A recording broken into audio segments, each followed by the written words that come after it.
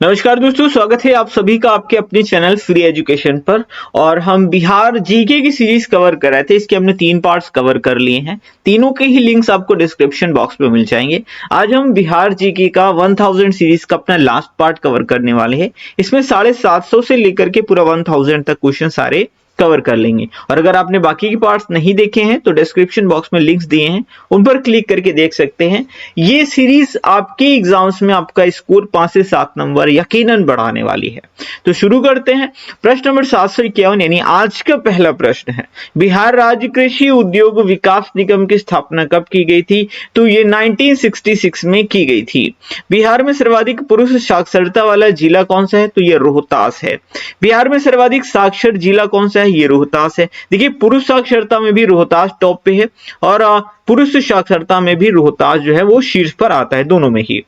अगला प्रश्न है, बरौनी तेल शोधक कारखाने को देश के किस तेल क्षेत्र से पाइपलाइन द्वारा जोड़ा गया है? तो ये नहर कटिया असम के से जोड़ा गया है।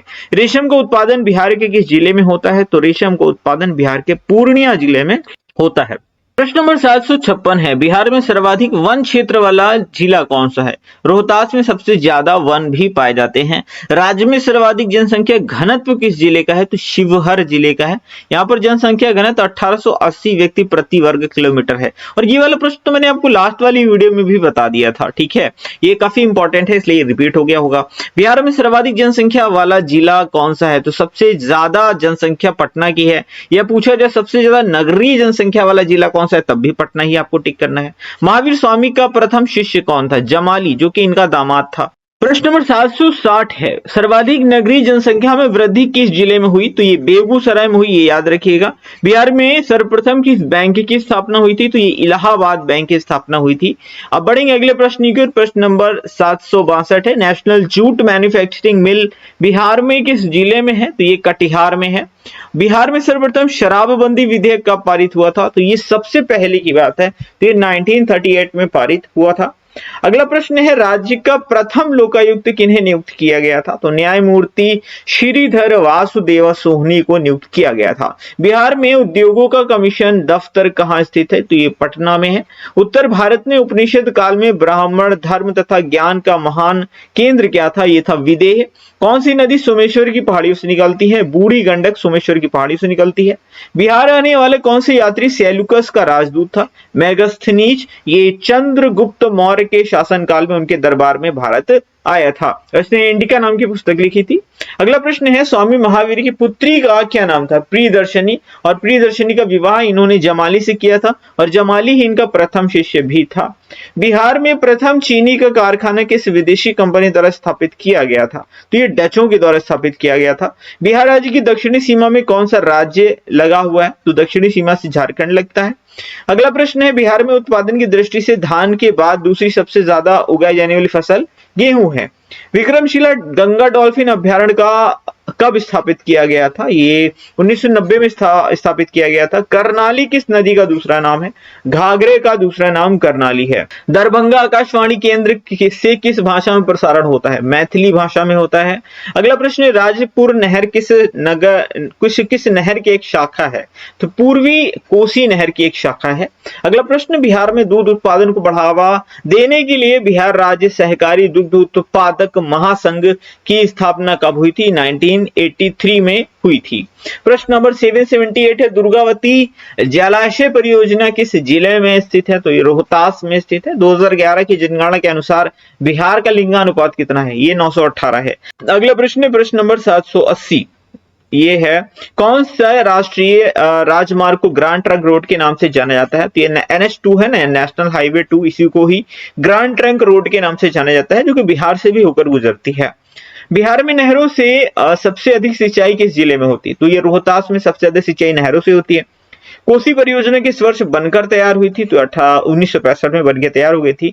सारण सिंचाई नहर किस नदी से निकलती है? तो ये गंडक नदी से निकलती है। प्रश्न नंबर 784 है, बिहार में साक्षरता अभियान कब प्रारंभ हुआ था? ये 1977 में हुआ था। बरनाल जलाशय परियोजना किस जिले में है? तो ये जमुई में है।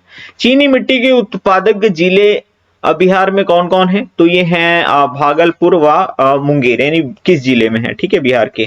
तो बिहार में चावल शोध और विकास संस्थान कहाँ है? तो ये आरा में है। किस विश्वविद्यालय को बिहार का प्रथम विश्वविद्यालय होने का गौरव प्राप्त है? तो ये पटना विश्वविद्यालय को है। अगला प्रश्न है प्रश्न नंबर 789, बिहार के किस पक्षी विहार की गणना विश्व के वेटलैंड के रूप में भी की जाती? काबर पक्षी विहार। याद रखिएगा, बहुत पूछा जाता है कि बिहार में कौन सा वेटलैंड है, तो ये काबर पक्षी विहार है। कौन सा है? काबर पक्षी विहार। अच्छा, भारत में टोटल वेटलैंड यानी कि आर्द्र भूमियां कितनी है? तो ये है 75। कुछ टेक्निकल फॉल्ट आ गया, चलिए कोई बात नहीं। प्रश्न नंबर 790, बिहार पंचायत राज्य अधिनियम 1993 में पंचायत राज्य की प्रस्तावित संरचना कितनी स्तरीय थी? तो ये त्रिस्तरीय संरचना थी। अगला प्रश्न है, पूर्व भारत में तुर्क सत्ता की स्थापना का श्रेय किसको जाता है? तो बख्तियार खिलजी को जाता है। ये फ्रेंड्स, आगे बढ़ने से पहले एक इंपॉर्टेंट इन्फॉर्मेशन दे देता हूं। देखिए, जो आपको जो भाग 2 आने वाला है आपके एग्जाम्स में, उसमें आपका 40 नंबर का जीके जीएस से रिलेटेड क्वेश्चंस पूछे जाएंगे। तो उसके लिए हमने स्पेशली ये ई बुक तैयार कर दी है। इसके अंदर सारे इंपॉर्टेंट जीके के क्वेश्चंस आपको मिल जाएंगे, चाहे वो विश्व का भूगोल हो, भारत का भूगोल हो, भारत का इतिहास हो, भारत का संविधान हो, अर्थव्यवस्था हो, सामान्य विज्ञान हो, कंप्यूटर जी को, ए टू जेड सारे क्वेश्चंस आपको वन लाइनर फॉर्म में इसमें मिल जाएंगे। और ये काफी ज्यादा इंपॉर्टेंट है। सारी जो ई बुक है ये कंप्लीटली प्रीवियस ईयर पर बेस्ड है और ये बीपीएससी के लिए काफी ज्यादा स्पेशल ई बुक होने वाली है। साथ ही हमने करंट अफेयर्स की ई बुक तैयार कर दी है और सामान्य विज्ञान की भी ई बुक हमारी रेडी है, और इन सभी के लिंक्स आपको डिस्क्रिप्शन बॉक्स में मिल जाएंगे। तो अगर आप अपने एग्जाम में 100% सफलता चाहते हैं तो इन ई बुक्स को आप परचेज कर सकते हैं, लिंक्स आपको डिस्क्रिप्शन बॉक्स में मिल जाएंगे। बढ़ते हैं अगले प्रश्न की ओर। अगला प्रश्न है प्रश्न नंबर 792, जयप्रकाश नारायण विश्वविद्यालय किस शहर में है? छपरा में है। जनसंख्या का महान विभाजक वर्ष किसको कहते हैं? 1921 को। ये प्रश्न बहुत बार एग्जाम में पूछा गया है, याद रखिएगा। जनसंख्या का महान विभाजक वर्ष 1921 में बोलते हैं। इस वर्ष हुआ क्या था? जनसंख्या बहुत बहुत कम हो गई थी, मतलब करीब लाखों में जो सी जनसंख्या कम हो गई थी भारत की। बिहार में न्यूनतम महिला साक्षरता दर वाला जिला है सहरसा है। गीता रस के रचयिता कौन है? बाल गंगाधर तिलक है। अमृत वर्षा समाचार पत्र का प्रकाशन राज्य में किस वर्ष प्रारंभ हुआ था? 1987 में। द सर्च लाइट के प्रथम संस्थापक कौन थे? संपादक तो सैयद हैदर हुसैन थे प्रथम संपादक। अगला प्रश्न है, बिहार में अति निर्धन वर्गों के लिए जीविका परियोजना किसकी सहायता से प्रारंभ की गई? विश्व बैंक, वर्ल्ड बैंक। अच्छा, बताओ विश्व बैंक का मुख्यालय कहाँ है, यानी हेडक्वार्टर? 10 लक्षण पर मुख्यतः किस संप्रदाय का है? तो ये बौद्ध का है, बौद्ध धर्म का है। मतलब मौर्य काल में किस मुद्रा पर मयूर, पर्वत और अर्धचंद्र की मोहर अंकित होती थी? तो आहत मुद्राएं जो होती थी उन्हीं पर होती थी। बिहार में आदि मानव के निवास के आरंभिक साक्ष्य कहां से मिले? तो मुंगेर और नालंदा जिले से प्राप्त हुए हैं। अगला प्रश्न है, लगुइस डांस शैली मुख्यतः किस राज्य से संबंधित है? बिहार से संबंधित है। बिहार में ओरिएंटल पब्लिक लाइब्रेरी की स्थापना किनके द्वारा की गई थी? खुदा बख्श। लोथल किस सभ्यता का एक बंदरगाह? हड़प्पा का है। मगध का कौन सा राजा सिकंदर महान का समकालीन था? तो ये घनानंद था। अगला प्रश्न है 809, प्रश्न नंबर है 806, अलग प्रांत के लिए आंदोलन किसके परिणाम स्वरूप वर्ष 1912 में बिहार और ओडिशा नामक प्रांत का निर्माण हुआ था? नेतृत्व किसने किया था? तो सच्चिदानंद सिन्हा ने किया था। और आपको पता है बिहार की स्थापना कब हुई थी? तो ये हुई थी आपकी 22 मार्च 1912 को। अगला प्रश्न है, गया संग्रहालय की स्थापना कब हुई थी? 1952 में। राज्य में बुद्ध जयंती पर्व का आयोजन कब किया जाता है? वैशाख पूर्णिमा को किया जाता है। बिहार में गंगा की सबसे बड़ी सहायक नदी कौन सी है? सोन है। याद रखिएगा, यूजुअली गंगा की जो सबसे बड़ी सहायक नदी वो यमुना है, लेकिन क्वेश्चन पूछा जा रहा है बिहार में गंगा की सबसे बड़ी सहायक नदी, तो वो सोन है। और याद रखिएगा, गंगा यूं जाती है, सोन नीचे से मिलती है, ठीक है। तो अगर पूछ लिया जी कि कौन सी नदी दक्षिण से आकर के गंगा को ज्वाइन करती है, गंगा मिलती है, तो वो सोन नदी है, बड़ी इंपॉर्टेंट है, याद रखिएगा। सबसे बड़ी गंगा की ट्रिब्यूटरी यमुना है, लेकिन बिहार के अंदर सोन है। बिहार में गर्म जल का प्रमुख स्रोत कौन से? राजगीर और मुंगेर क्षेत्र है।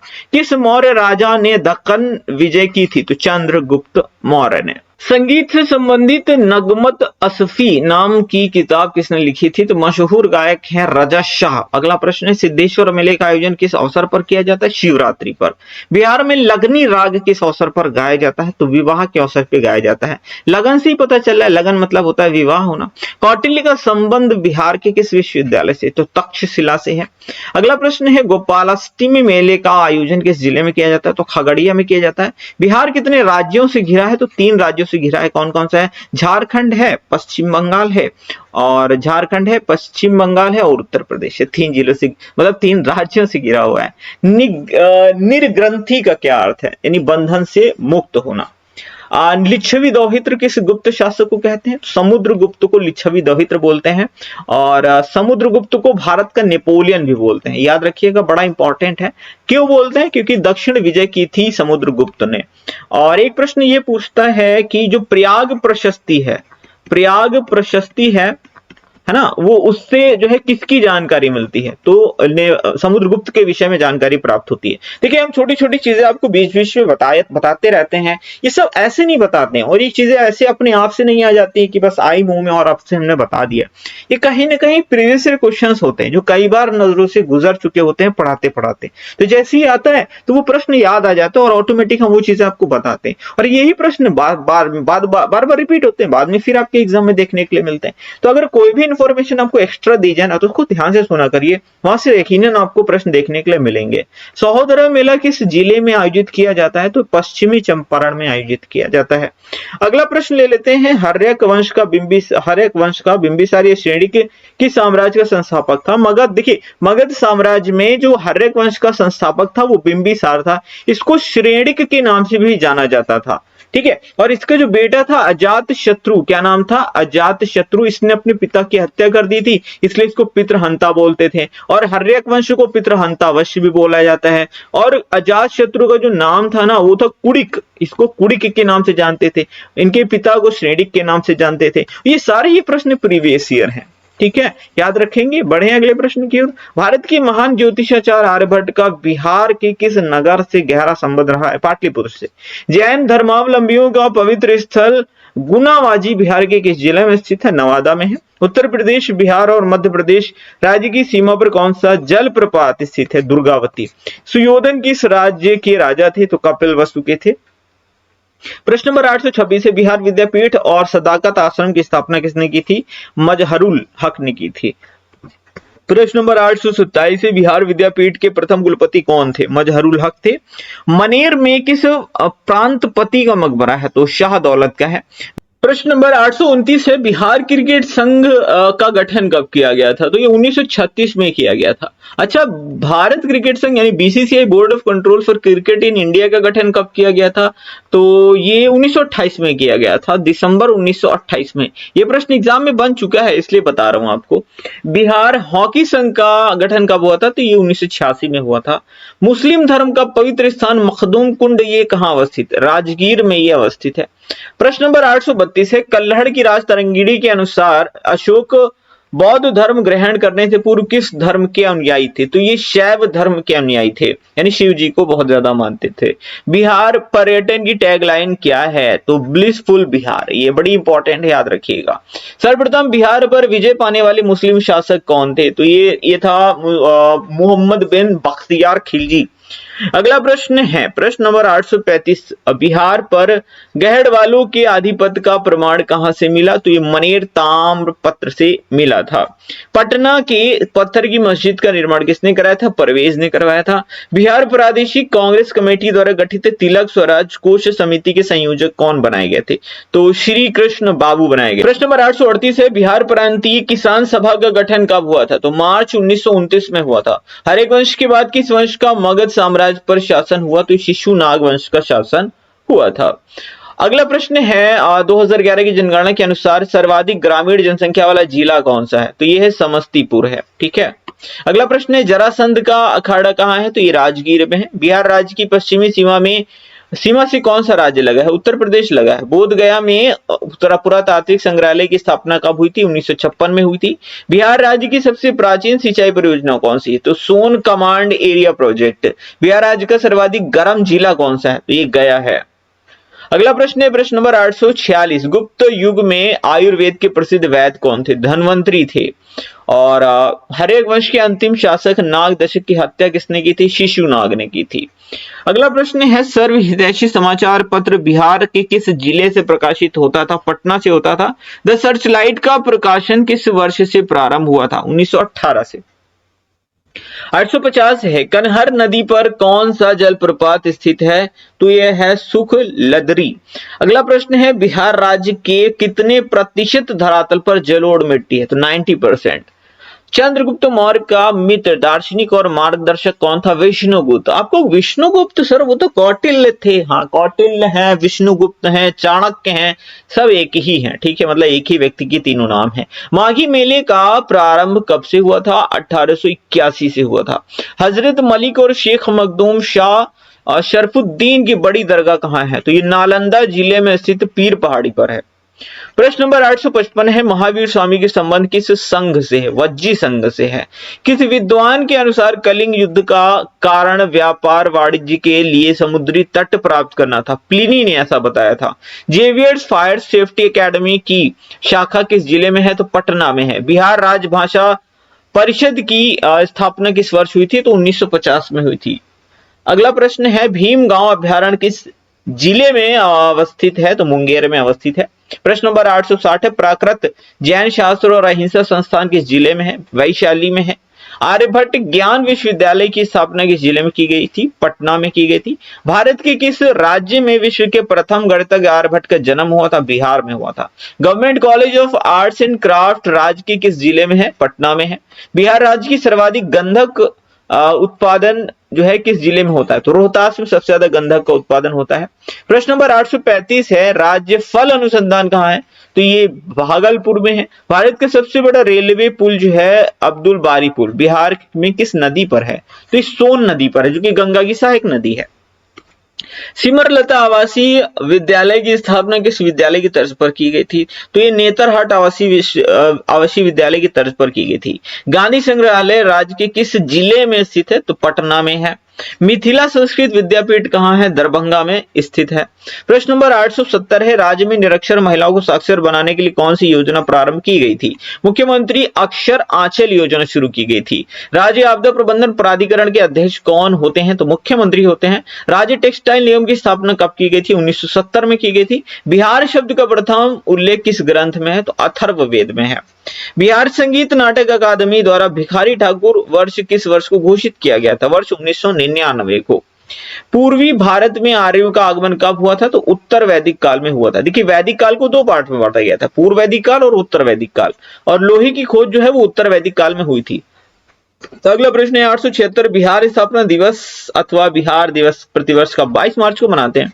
बुद्ध की शिष्या बनने वाली मगध की शासक बिंबिसार की पत्नी क्या नाम क्या था? क्षेमा नाम था। मैंने आपको बताया था ना, कोशला से ब्याह किया, क्षेमा से ब्याह, कई सारे इन्होंने ब्याह किए थे अपने राज्य का विस्तार करने के लिए।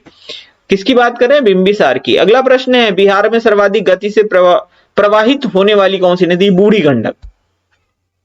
अगला प्रश्न है हर्यक वंश का दूसरा शासक कौन था? अजातशत्रु था। पहला बिंबिसार था, दूसरा अजातशत्रु था, तीसरा आपका उदयन था, और आई थिंक फिर चौथा वाला नागदशक था। ठीक है, कौन था? नागदशक। और इसी को शिशुनाग ने मार करके शिशुनाग वंश की स्थापना कर दी थी। पर्यटन विभाग बिहार सरकार ने कितने पर्यटक सर्किट को चिन्हित किया? 8।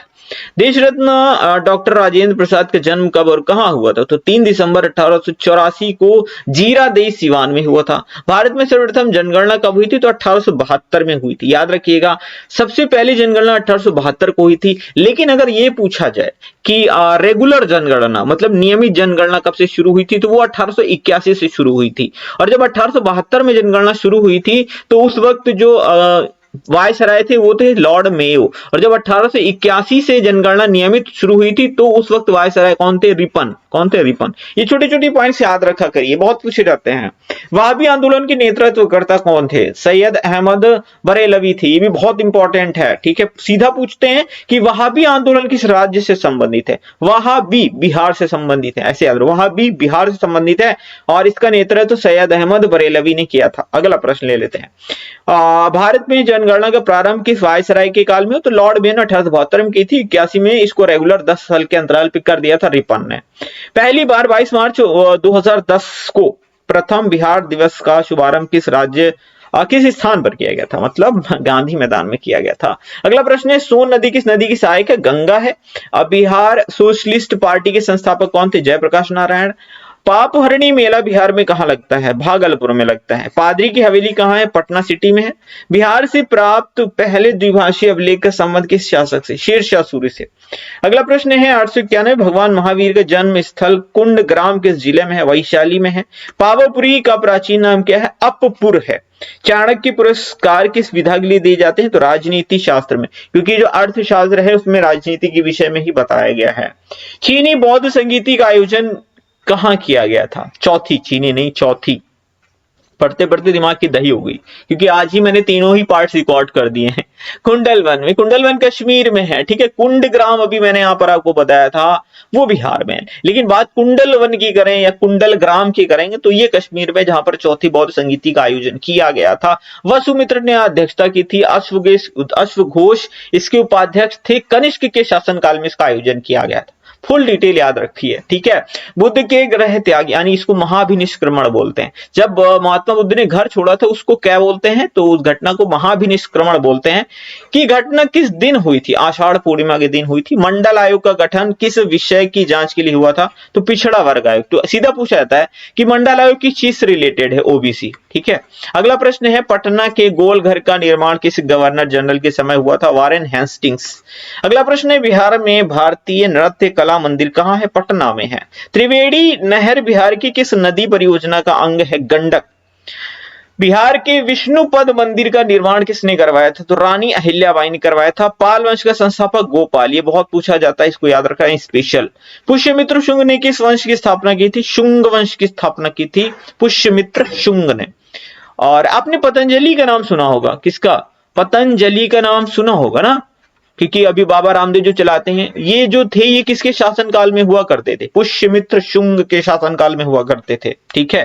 और आपने मनुस्मृति का नाम सुना होगा, वो किसके शासनकाल में लिखी गई थी? पुष्यमित्र शुंग के शासनकाल में लिखी गई थी। अगला प्रश्न है, बिहार में कृषि और डेयरी विकास केंद्र की स्थापना कहाँ की गई थी? मोतिहारी में की गई थी। पुरुषों के द्वारा स्त्री की वेशभूषा में किया जाने वाला नृत्य है पवड़िया नृत्य। प्रश्न नंबर 905 है, पुनपुन नदी गंगा में किस स्थान के समीप मिलती है? तो फतुहा के समीप मिलती है। पुरानी जलोढ़ मिट्टी को अन्य किस नाम से जानते हैं? बांगर। देखिए दो होती हैं, एक होती है बांगर और एक होती है खादर। एक होती है बांगर जलोढ़ मिट्टी, एक खादर। जो बांगर होती है पुरानी होती है, खादर जो होती है ये नई वाली जलोढ़ होती है। जो तुरंत बाढ़ आती है ना, उसके बाद जो नई नई मिट्टी नदियां ले लेके आती हैं, नई वाली जलोढ़, उसको खादर बोलते हैं और बहुत उपजाऊ होती है ये। अगला प्रश्न है, बिहार के कितने प्रतिशत क्षेत्रफल पर झारखंड राज्य बना है? तो 42.35% भाग पर झारखंड बना था। कब बना था बता सकते हैं? किस सन में बना था? सन 2000 में बना था, ठीक है। प्रश्न नंबर 907 है, 35 वर्ष की अवस्था में पीपल वृक्ष के नीचे किस कन्या के हाथ से तपस्या के 49वें दिन खीर खाने के बाद गौतम बुद्ध को ज्ञान की प्राप्ति हुई थी? लड़की का नाम था सुजाता।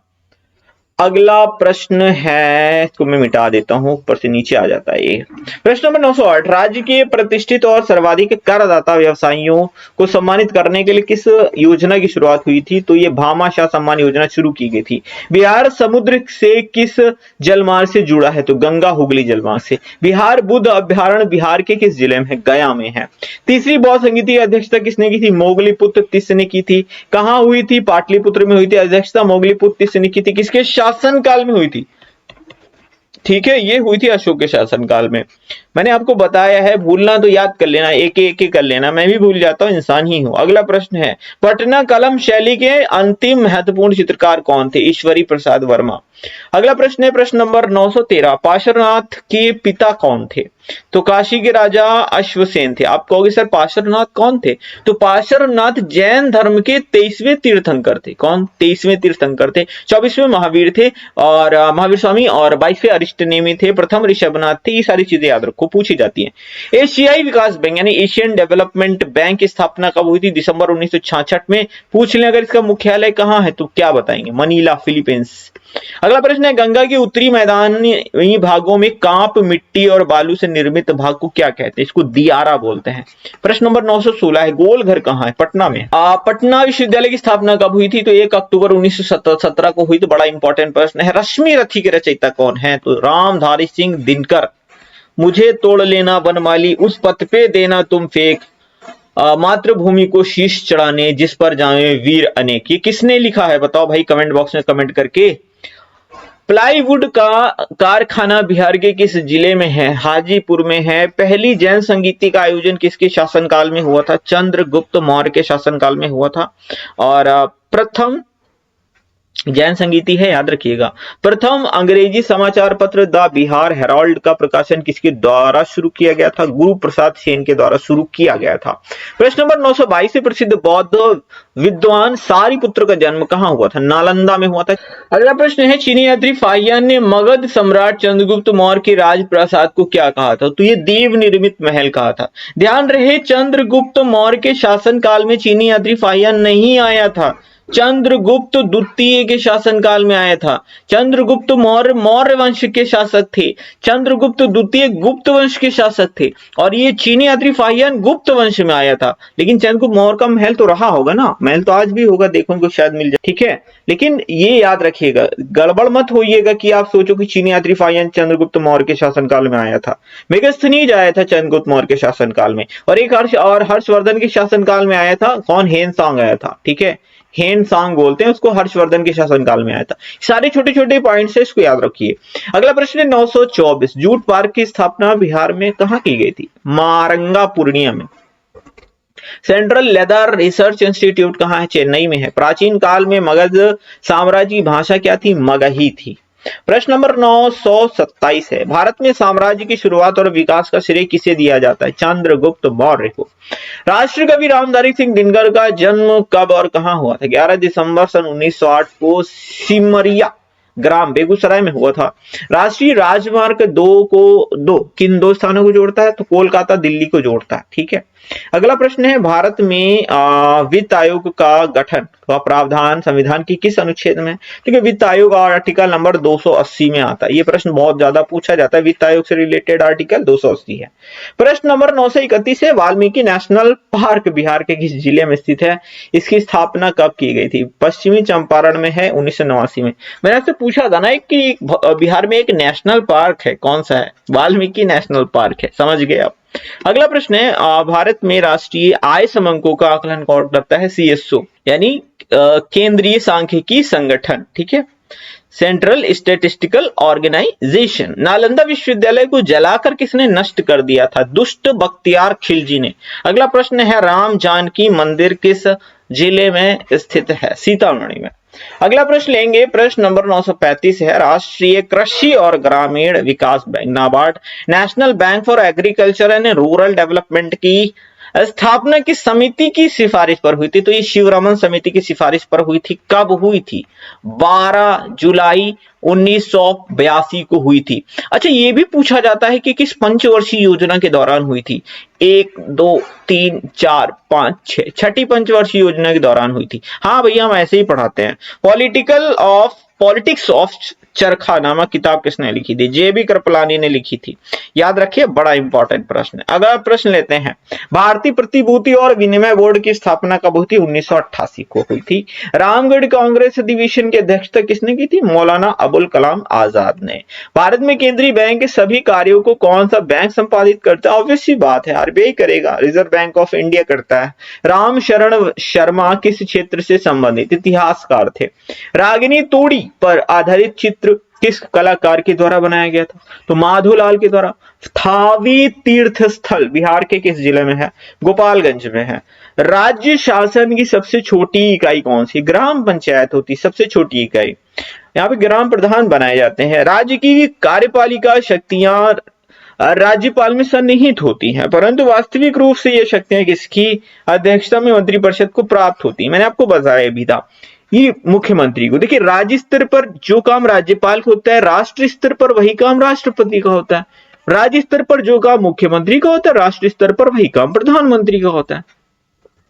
प्रश्न नंबर 945 है, स्मॉल इज ब्यूटीफुल किसकी सुप्रसिद्ध कृति है? E.F. सुमाखर की है। भारत में सांख्यिकी आंदोलन के जनक किसे कहते हैं? प्रकाश चंद्र महालनोबिस। पीसी महालनोबिस सुना होगा ना आपने। कब मनाते हैं सांख्यिकी दिवस? 29 जून को मनाते हैं हर साल। आज पीसी महालनोबिस का पूरा नाम आपको पता चल गया है ना, प्रकाश चंद्र महालनोबिस नाम है। राष्ट्रीय नियोजन में रोलिंग प्लान की अवधारणा किसके द्वारा प्रस्तुत की गई थी? जनता पार्टी की सरकार के द्वारा। किसने दी थी? गुन्नार मिर्डल करके कुछ नाम था, मुझे याद नहीं आ रहा एग्जैक्टली, लास्ट का नाम मुझे याद आया। ये जो अवधारणा दी थी ना रोलिंग प्लान वाली, मिर्डल ने दी थी। ठीक है, ये कब की बात है? ये 1978 से लेकर के 1980 यानी 2 साल के बीच में रोलिंग प्लान चलाया गया था। जनता पार्टी की सरकार थी। ठीक है, जैसी जनता पार्टी सरकार गई, कांग्रेस की सरकार आई, इन्होंने रोलिंग प्लान को लात मार दिया। ठीक है, फिर से पंचवर्षीय योजना शुरू कर दी थी। अगला प्रश्न है, बिहार में प्रथम बार राष्ट्रपति शासन किस अवधि के लिए लगाया गया था? अच्छा हाँ, 29 जून 1968 से लेकर के 26 फरवरी 1969 तक लगाया गया था। राज्य महाधिवक्ता की नियुक्ति किसके द्वारा होती है? राज्यपाल के द्वारा होती है। आर्टिकल मैंने बताया था, नहीं बताया था क्या? 165 है। अगला प्रश्न है, संविधान के किस अनुच्छेद में धन विधेयक की विस्तृत व्याख्या है? 110। अगला प्रश्न लेते हैं, आय विवरण में असामान्यता को किस वक्र से दर्शाते हैं? लॉरेंस वक्र से दर्शाते हैं। गरीबी हटाओ का नारा पहली बार किस पंचवर्षीय योजना के दौरान दिया गया था? 5वीं पंचवर्षीय योजना। कब से कब तक चली थी? ये इकलौती ऐसी पंचवर्षीय योजना है 5वीं वाली जो 5-6 साल चली ही नहीं थी, 4 साल चली थी। कितने साल चली थी? 4 साल चली थी। बहुत पूछा जाता है, सीधा प्रश्न पूछेगा, कौन सी पंचवर्षीय योजना 5 साल नहीं चली थी? तो 5वीं ही थी जो 5 साल नहीं चली थी। कब से कब तक चली थी? 74 से लेकर के 78 तक चली थी। ठीक है, और इसमें गरीबी हटाओ का नारा दिया गया था या गरीबी उन्मूलन की बात की गई थी। इस तरह से सवाल पूछे जाते हैं। अगला प्रश्न है, ऐसी बेरोजगारी जिसमें लोग रोजगार में लगे तो दिखाई देते हैं लेकिन करते कुछ नहीं है, मतलब कुल मिलाकर के वो दिख रहे हैं लेकिन वो है नहीं रोजगार। ठीक है, परंतु उनकी सीमांत उपयोगिता शून्य होती, इसे क्या कहते हैं? इसको प्रच्छन्न बेरोजगारी, छुपी हुई बेरोजगारी कहते हैं। ऐसी बेरोजगारी कृषि के अंदर बहुत दिखाई देती है। किसमें? कृषि। सीधा पूछता है कि प्रच्छन्न बेरोजगारी ज्यादातर कहां दिखाई देती? कृषि। एग्जाम्पल दें आपको? दे दें, चलिए अच्छा दे देते हैं एक एग्जाम्पल। मान लीजिए 1 एकड़ का खेत है। ठीक है, मैं मतलब एक मान के चल रहा हूं, मुझे एग्जैक्टली नहीं पता 1 एकड़ में कितना धान गेहूं होता होगा। 1 एकड़ में मान लेते हैं कि 5 कुंतल गेहूं होता है। कितना होता है? 5 कुंतल गेहूं होता है। इसमें 10 लोग काम कर रहे हैं। कितने लोग काम कर रहे हैं? 10 लोग। ठीक है, अब मुझे मत कहने नहीं 5 नहीं 7 होता है, 3 होता है, 2 होता है, वो आप लोग देखिएगा, मैंने केवल मान लिया। ठीक है, अब एक एकड़ में 5 कुंतल गेहूं हो रहा है, 10 लोग काम कर रहे हैं। मान लो कि ये इसमें से जो होता है 3 लोग काम छोड़ के चले जाते हैं, बचते कितने लोग हैं? 7 लोग हैं। क्या अब इस 1 एकड़ में क्या 5 कुंतल गेहूं नहीं होगा? भाई होगा तो अभी भी ना 5 कुंतल, तो ये 7 लोग काम कर लेंगे। यानी 3 लोग इसमें लगे हुए हैं लेकिन वो दिख रहे हैं लगे हुए हैं, लेकिन एक तरह से देखा जाए तो उपयोगिता उनकी शून्य, क्योंकि अब भी 5 कुंतल गेहूं पैदा हो गया। ऐसी बेरोजगारी में, ठीक है, अब अगर इन 3 लोगों को कोई और काम मिल गया होता तो इस 7 लोग ही इस 5 कुंतल गेहूं को उगा सकते, तो कोई बड़ी बात नहीं थी, है ना। तो इसको बोलते हैं प्रच्छन्न बेरोजगारी। आई होप आप समझ गए होंगे। अगला प्रश्न है, नाबार्ड की स्थापना किस वर्ष हुई और इसका मुख्यालय कहां? 12 जुलाई 1982 को। हेडक्वार्टर मुंबई में है। National bank for agriculture and rural development. ठीक है ये सब मैं आपको बता चुका हूं। किस पंचवर्षीय योजना में हुई थी? 6ठी पंचवर्षीय योजना के दौरान इसकी स्थापना हुई थी। ग्रामीण साख व्यवस्था की शीर्ष संस्था कौन सी है? नाबार्ड है। अगला प्रश्न है, राज्य लोक सेवा आयोग के सदस्यों की नियुक्ति किसके द्वारा की जाती है? राज्यपाल के द्वारा की जाती है। Bihar state sugar corporation limited Bihar के किस जिले में? पटना में है। यूनेस्को की विश्व विरासत सूची में नालंदा महाविहार को किस वर्ग के तहत सम्मिलित किया गया है? तो सांस्कृतिक वर्ग के तहत सम्मिलित किया गया है। छपरा चंपारण रोहतास जिले में पाई जाने वाली जनजाति कौन सी? गोंड जनजाति है। महाबोधि मंदिर परिसर बोध गया को सांस्कृतिक वर्ग में यूनेस्को की विश्व विख्यात सूची में कब सम्मिलित किया गया था? 2002 में। बड़ा इंपॉर्टेंट प्रश्न है, याद रखिएगा। नालंदा महाविहार का पुरातात्विक स्थल यूनेस्को की सांस्कृतिक वर्ग की विश्व विरासत सूची में कब सम्मिलित किया गया था? 2016 में। अच्छा, एक चीज मुझे याद आ रही है, देखिए आप ये देखते होंगे ना, यहाँ पे लिखा है कि सांस्कृतिक वर्ग में, तो देखिए इसमें 2 दो तीन तरीके से शामिल होता है। एक सांस्कृतिक वर्ग में शामिल किया जाता है, एक प्राकृतिक वर्ग में शामिल किया जाता है, स्पेशली दो तरीके से। तो ये जो है ना ये सांस्कृतिक। अब प्राकृतिक में यहाँ अगर देखिए भारत में तो आई थिंक 6 ऐसे साइट्स हैं प्राकृतिक वाली जो यूनेस्को में शामिल हैं। 6 जैसे मैं आपको एक बताऊं, असम का काजीरंगा हो गया है ना, तो ये है। सारी मुझे एग्जैक्टली नहीं याद है, पता है लेकिन अभी मैं आपको नहीं बता सकता, याद नहीं एग्जैक्टली अभी। और हाँ, एक मैं ये बताने के लिए यहाँ पर रुक गया क्योंकि सिक्किम में कंचनजंगा है। क्या है? सिक्किम में है कंचनजंगा। उसको सांस्कृतिक और प्राकृतिक दोनों में कंबाइंड रूप से शामिल किया गया है और उसको भी 2016 में शामिल किया गया था। कौन सी साइट है? कंचनजंगा साइट, जो कि भारत की एकमात्र मिक्स्ड साइट है, यानी प्राकृतिक भी है और सांस्कृतिक भी है। आई होप समझ गए होंगे, इसलिए बताया क्योंकि प्रश्न ये बहुत बार बना है। ज्ञान प्राप्ति की घटना को बौद्ध धर्म में क्या कहते हैं? निर्वाण कहा गया। अब कुछ लोग परेशान हो जाएंगे, सर महापरिनिर्वाण क्या था? देखो, महापरिनिर्वाण में महात्मा बुद्ध की मृत्यु हुई थी, लेकिन जब महात्मा बुद्ध को ज्ञान की प्राप्ति हुई थी उसको निर्वाण कहा गया था। ठीक है, बढ़े अगले प्रश्न की ओर। देश में प्रति व्यक्ति न्यूनतम आय वाला राज्य कौन सा है? बिहार है। और अगर मैं कहूं सबसे ज्यादा प्रति व्यक्ति आय वाला मतलब स्टेट कौन सा है, तो वो गोवा है। काहे? गोवा की राजधानी बोलो, गोवा की जनसंख्या सबसे कम है, क्योंकि जो टोटल इनकम होती है ना स्टेट की, उससे स्टेट की जो जनसंख्या होती है, जनसंख्या उससे डिवाइड करते हैं। अब गोवा की जनसंख्या बहुत कम है, इसीलिए गोवा की प्रति व्यक्ति आय सबसे ज्यादा है। स्मार्ट सिटी मिशन के क्रियान्वयन के लिए बिहार का सर्वप्रथम कौन सा शहर चुना गया? भागलपुर चुना गया। जरासंध किस वंश का सर्वाधिक प्रसिद्ध राजा था? बृहद्रथ वंश का सर्वाधिक प्रसिद्ध राजा था। मिथिला का स्वर्ण युग किस वंश के शासनकाल को कहते हैं? तो कर्णाट वंश। कौशिकी किस वस्तु का ब्रांड नाम है? तो रेशम का धागा। अच्छा, रेशम का धागा जो है कौशिकी ब्रांड के नाम से एक आता है, तो ये चीज याद रखिएगा। पहली बार 16 महाजनपद का वर्णन किस जैन साहित्य में मिलता है? भगवती सूत्र में मिलता है। इसमें भगवती सूत्र में। और यही अगर मैं जैन साहित्य की जगह बौद्ध साहित्य लिख दूं तो आप क्या करोगे? तो आप बताओगे अंगुत्तर निकाय। क्या बताओगे? अंगुत्तर निकाय। अगला प्रश्न है, बिहार के प्रसिद्ध लोक कवि भिखारी ठाकुर किस नाट्य के रचयिता थे? विदेशिया। अगला प्रश्न है, बिहार के किस जिले में चाय का सर्वाधिक उत्पादन होता है? किशनगंज में होता है। प्रथम मुस्लिम शासक जिसने बिहार को जीता था, यह था बख्तियार खिलजी। अगला प्रश्न है, पर्यावरण सुरक्षा एक्ट कब लागू हुआ था? तो ये 1986 में अनंत बार प्रश्न पूछा जा चुका है। ये बड़ा ही महत्वपूर्ण प्रश्न है। 1986। अशोक का कौशाम्बी किस राज्य में स्थित है? उत्तर प्रदेश में है। चंपारण क्षेत्र में नहर सिंचाई के बदले किसानों से लिया जाने वाला कर क्या कहलाता था? उसको पैन खर्च बोलते थे। अगला प्रश्न है 975। भारत में बीमा कारोबार के विनियमन करने वाली नियामक संस्था कौन सी? इरडा। IRDAI होता है। ये होता है insurance regulatory development authority of India. IRDAI होता है, इसको इरेडा बोलते हैं। अच्छा, एक क्वेश्चन मुझे याद आ गया, बता ही देता हूं। ये पूछा गया था, जो इरेडा है ना, जो इंश्योरेंस को रेगुलेट करती है भारत के अंदर जो बॉडी है, इसका हेडक्वार्टर कहाँ है? यह अभी यूपी SSSC पेट 2023 में पूछा गया था। इसका हेडक्वार्टर है हैदराबाद में। कहाँ है? हैदराबाद में है। याद रखो भाई, पूछा गया, अभी रिसेंट की बात है, ज्यादा दिन नहीं हुए। अगला प्रश्न है, अप्रैल 1930 में नमक आंदोलन में बिहार के किस नेता ने गांधी जी के साथ भाग लिया था? तो ये गिरिवरधारी चौधरी कारो बाबू थे।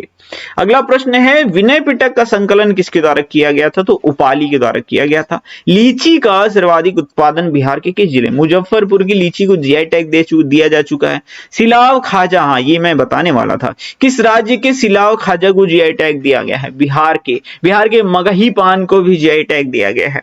अगला प्रश्न है, क्रिकेट प्रशासन में भ्रष्टाचार एवं हितों के टकराव पर सर्वोच्च न्यायालय द्वारा गठित समिति का नाम क्या है? आरएम लोढ़ा समिति नाम है। क्या नाम है? आरएम लोढ़ा समिति। अगला प्रश्न है, इतिहास में कौन सा वंश पितृहंता वंश? ये तो भाई मैंने बहुत बार बताया है, हर्यक वंश है। अब भारत की इस तरह की अर्थव्यवस्था है, मिश्रित अर्थव्यवस्था है। मतलब यहाँ पर पूंजीवादी अर्थव्यवस्था और समाजवादी अर्थव्यवस्था दोनों ही है। इस तरह से मिश्रित अर्थव्यवस्था है भारत के अंदर। अगला प्रश्न है, मतलब इनका मिक्सचर है, इसलिए मिश्रित अर्थव्यवस्था बोलते हैं। भारतीय कांग्रेस समाजवादी पार्टी के सचिव कौन बनाए गए थे? तो ये ये बनाए गए थे जयप्रकाश नारायण। सोन नदी का उद्गम कहाँ है? अमरकंटक से। मानव विकास सूचकांक किस अर्थशास्त्री की देन है? महबूबुल हक। महबूबुल हक दरअसल एक पाकिस्तानी अर्थशास्त्री और इन्होंने ही ह्यूमन डेवलपमेंट इंडेक्स का मतलब इन्हीं की देन है एक तरह से ये मानो। अभी फिलहाल जारी कौन करता है? UNDP, United Nations Development Programme के द्वारा जारी किया जाता है। अगला प्रश्न है किसी अर्थव्यवस्था को सार्वजनिक और निजी क्षेत्र में किस आधार पर वर्गीकृत करते हैं? तो उद्यमों का स्वामित्व। अगर स्वामित्व जो है मतलब प्राइवेट हाथों में है तो वो पूंजीवादी हो जाएगी, निजी क्षेत्र में हो जाएगी, और अगर वो सरकार के पास है तो वो सार्वजनिक हो जाएगी। सीधी सी बात है। वहां पर जो इस तरह की होती है उसको बोलते हैं समाजवादी अर्थव्यवस्था। अगला प्रश्न है जैसे जैसे अर्थव्यवस्था विकसित होती है राष्ट्रीय आय में तृतीय क्षेत्र का अंश क्या होता है? बढ़ता जाता है। एक क्वेश्चन ये पूछता है कि राष्ट्रीय आय में किस क्षेत्र का सर्वाधिक योगदान होता है? तो ये बताइएगा तृतीय क्षेत्र में। देखिए जो अर्थव्यवस्था के क्षेत्र हैं वो तीन होते हैं, एक प्राथमिक क्षेत्र होता है, एक द्वितीयक क्षेत्र होता है, एक तृतीयक क्षेत्र होता है। प्राथमिक क्षेत्र वो होता है जो डायरेक्ट प्रकृति से प्राप्त होता है, जैसे कृषि से प्राप्त कोई भी उत्पाद, खनन से प्राप्त कोई भी उत्पाद, मछली है, मत्स्य पालन है, मुर्गी पालन, ये सब प्राथमिक उत्पाद में आते हैं। और अगर इनका निर्माण विनिर्माण कर दें कोई बिजनेस के द्वारा तो ये हो जाता है द्वितीयक क्षेत्र। तृतीयक क्षेत्र में जितना सेवा सेक्टर है, सर्विस सेक्टर है, वो आता है। सबसे ज्यादा जो सरकार को इनकम होती है वो सर्विस सेक्टर से नहीं, टर्शियरी सेक्टर से होती है। और सबसे ज्यादा रोजगार जो सरकार मतलब जो सेक्टर प्रोवाइड कराता है भारत में लोगों को वो प्राथमिक क्षेत्र होता है। ये सारी इतनी चीजें याद रखिएगा। ड्रेन ऑफ वेल्थ का सिद्धांत किसने दिया था? ठीक है, थ्योरी ऑफ ड्रेन या ड्रेन ऑफ वेल्थ का सिद्धांत किसने दिया था? दादा भाई नौरोजी ने। भारतीय स्टेट बैंक राष्ट्रीयकरण 1955 में हुआ था, याद रखिएगा। बड़ा बड़ा बड़ा इंपॉर्टेंट प्रश्न है। अगला प्रश्न है, बस 10 क्वेश्चन ही बचे हैं। मॉरिशस में बोली जाने वाली बिहार की क्षेत्रीय भाषा कौन सी? भोजपुरी है, मॉरिशस में बोली जाती है। बहुत अच्छी बात है। भारतीय जीवन बीमा निगम की स्थापना एलआईसी जीवन के साथ भी जीवन के बाद भी 1956 में हुई थी। विश्व का सबसे ऊंचा कहा जाने वाला विश्व शांति स्तूप बिहार में कहां है? राजगीर में है। विश्व का प्रथम लोकतांत्रिक गणराज्य कौन सा था? वज्जी संघ। अगला प्रश्न है, विक्रमशिला महोत्सव बिहार में कहां आयोजित किया जाता है? भागलपुर में।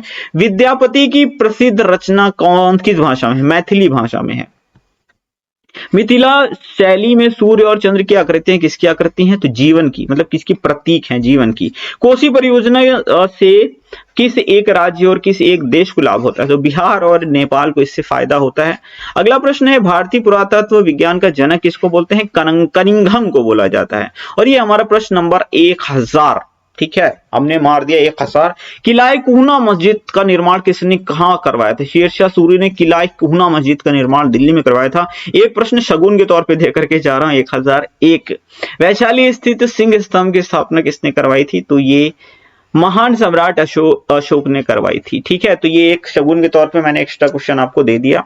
तो ये था आज का हमारा बिहार का सीरीज और पूरा हमने कंप्लीट कर दिया। एक प्रश्न आपके लिए, बिहार में कितने जिले हैं ये आपको हमें कमेंट बॉक्स में कमेंट करके बताना है। उम्मीद करता हूँ ये सीरीज यकीनन आपको पसंद आई होगी। हमने पूरी कोशिश की है अच्छे से अच्छे क्वेश्चन इसमें सिलेक्ट करने की जो प्रीवियस ईयर्स में आए हुए हैं, और काफी कुछ आपको सीखने के लिए मिला होगा। तो अपना वैल्यूएबल फीडबैक कमेंट बॉक्स में टाइप करें। चैनल को सब्सक्राइब जरूर कर लें क्योंकि आगे और भी बहुत सारे विषयों पर आपको ऐसी ही अच्छी अच्छी वीडियोस मिलने वाली हैं। लाइक शेयर सब्सक्राइब कर दीजिएगा, दोस्तों के साथ शेयर जरूर करिए। मिलते हैं अगली वीडियो में। Thank you for watching.